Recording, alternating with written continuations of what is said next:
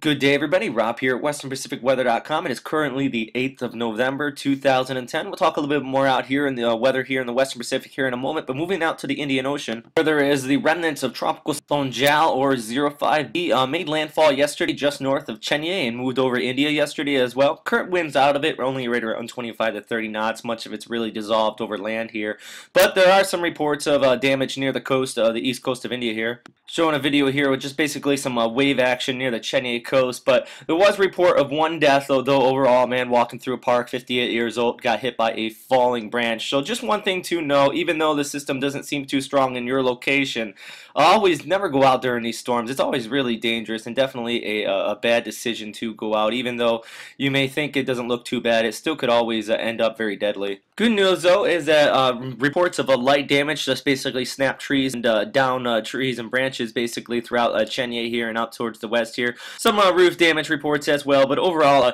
definitely not as bad as it could have been. The storm really got sheared off just prior to making landfall, most convection actually on the southwestern periphery of the system. Shown on the satellite picture taken just after the storm made landfall, most convection along the southern periphery. As you can see, a lot of shear lines off to the north here, and basically this overall system elongated here. So definitely not as strong as it could have been, but overall, though, fairly strong cyclone at landfall. Actually, the closest cyclone towards Chennai in over 14 years. The last one that made landfall within 100 nautical miles of the city was in 1996. So definitely it'll change the pace for that entire region right in there. But good news, though, weak cyclone, and basically overall already fizzled out here. But to the Western Pacific here, basically big thing that kind of sticks out right now, this big broad area of low pressure moving away from Honshu right now. Well, actually, as we look at this system, it actually was affecting the Philippines down here a few days ago, and it moved towards Okinawa here. Was an invest 91 whiskey, but right now definitely not expecting any further development out of this entire region right here, as it's going to take off to the northeast. Might affect Alaska in the coming week, but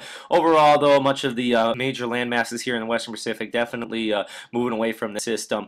The next one we are watching, though, as far as the systems up here in the north here, is this area of low pressure moving off in North Korea today. Got a little center of circulation, and as we look at the surface chart provided by KMA here, showing some rain showers along the North Korean coast, and basically some actually thunderstorms up near Vladivostok, Russia, right in this entire region here. Well, we're actually expecting the system to move off towards the east over the next 24 to 48 hours. This cold attached to it is actually going to extend down much farther, bringing some rain showers throughout much of the west coast of Honshu, and also much cooler temperatures throughout South Korea and Japan. Shown on this thickness chart right in this entire region right in here. Actually, you don't know how to read this. Basically, these dashed lines right through here are temperature, while these ones are basically the direction of the winds. Well, basically, cooler temperatures up here, warmer temperatures down here. If the winds are blowing in this direction, you're going to start to see much cooler temperatures move out throughout much of Japan here. So definitely one thing to note, after the system starts to drift off towards the east here and eventually off to the northeast, definitely that cold is really going to bring cooler temperatures likely into the teens throughout much of Japan here, and even the single digits up in South Korea yet again. So to note, this 540 line right in here, it actually starts to dip down a little bit south of Korea. Now this is basically the 0 degrees Celsius line, we kind of like to call it. Just north of that line, you'll probably likely start seeing some snow or mixed snow. The 528 line definitely going to start seeing snow north of that. So just another thing to note, though, but there's not really any moisture associated with it up here. Basic high pressure moving in with the Siberian high, but definitely showing that this temperature overall advection starting to move south for this year. So definitely could start seeing some snow throughout much of South Korea. One thing to note, though, Japan's really sick from this due to the Sea of Japan right in here. As you can see, this actually jumped up to the north here and over much of Hokkaido because of the Sea of Japan making that maritime effect on it. But overall, though, that's all going on up there.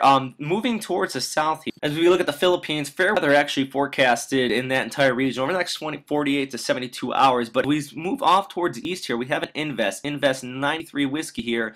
Moving slowly off towards the west right now, but not really expecting too much development out of it, but it is definitely an area to watch. Big broad area of circulation in this entire region, and also temperatures still down in this region upwards about 80 to 85 degrees sea surface temperatures. So definitely there is the heat content there and the potential for the system to develop. So we definitely need to watch this system in the coming days. Well, yesterday's question asked was answered. Typhoon tip which actually maxed out right around 870 millibars in the Philippine Sea here. So definitely a very strong system and the strongest cyclone or typhoon ever reported in the entire world. But today's question a little bit more simple and kind of less weather related. If you were going to take a vacation anywhere here in the Western Pacific or East Asia, where would you go? If you want to respond to this question, just put it in your answer in the Facebook stream to the right if you're watching this at westernpacificweather.com.